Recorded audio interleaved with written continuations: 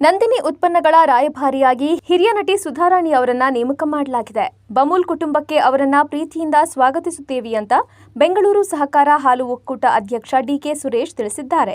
ದೇಸಿ ಹಸುಗಳ ಹಾಲಿನಿಂದ ತಯಾರಿಸಲಾದ ದೇಸಿ ಹಸುವಿನ ತುಪ್ಪ, ದೇಸಿ ಹಸುವಿನ ಹಾಲು ಸೇರಿದಂತೆ ಹೊಸ ಉತ್ಪನ್ನಗಳ ಮೂಲಕ ನಂದಿನಿ ಮತ್ತಷ್ಟು ಬಲಗೊಳ್ಳಲಿದೆ.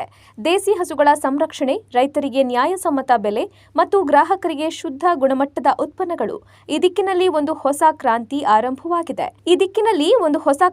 ಆರಂಭವಾಗಿದೆ ಎಂದು ಡಿಕೆ ಸುರೇಶ್ ಸಂತಸ ವ್ಯಕ್ತಪಡಿಸಿದ್ದಾರೆ.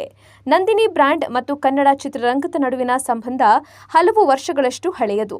1996ರಲ್ಲಿ ಡಾಕ್ಟರ್ ರಾಜ್ಕುಮಾರ್ ಅವರು ನಂದಿನಿ ಉತ್ಪನ್ನಗಳ ಮೊದಲ ಪ್ರಚಾರ ರಾಯಭಾರಿಯಾಗಿ ಕಾರ್ಯನಿರ್ವಹಿಸಿದರು. ಅವರು ಯಾವುದೇ ಸಂಭಾವನೆ ಪಡೆಯದೆ ರೈತರು ಮತ್ತು ಕನ್ನಡ ನಾಡಿನ ಹಿತಕ್ಕಾಗಿ ನಂದಿನಿ ಪರವಾಗಿ ಸೇವೆ ಸಲ್ಲಿಸಿದರು. ನಂತರ ಅವರ ಪುತ್ರ ಪುನೀತ್ ರಾಜ್ಕುಮಾರ್ ಕೂಡ ತಂದೆಯ ಹಾದಿಯಲ್ಲಿ ನಡೆದು ನಂದಿನಿ ಉತ್ಪನ್ನಗಳಿಗೆ ಉಚಿತವಾಗಿ ಪ್ರಚಾರ ರಾಯಭಾರಿಯಾಗಿ ಕೆಲಸ ಮಾಡಿದ್ರು. ಇದಾದ ಬಳಿಕ ನಟ ಶಿವರಾಜ್ಕುಮಾರ್ ಅವರು ಸಹ ನಂದಿನಿ ಬ್ರ್ಯಾಂಡ್ಗೆ ಬೆಂಬಲವಾಗಿ ರಾಯಭಾರಿಯಾಗಿ ಸೇವೆ ಸಲ್ಲಿಸಿದ್ದಾರೆ.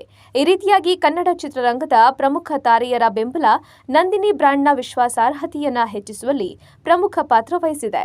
ಇದೀಗ ನಟಿ ಸುಧಾರಾಣಿಯವರು ಈ ಗೌರವಯುತ ಜವಾಬ್ದಾರಿಯನ್ನ ವಹಿಸಿಕೊಂಡಿರುವುದು ನಂದಿನಿ ಹಾಗೂ ಕನ್ನಡ ಚಿತ್ರರಂಗದ ನಡುವಿನ ಬಾಂಧವ್ಯವನ್ನು ಮತ್ತಷ್ಟು ಗಟ್ಟಿಗೊಳಿಸಿದೆ.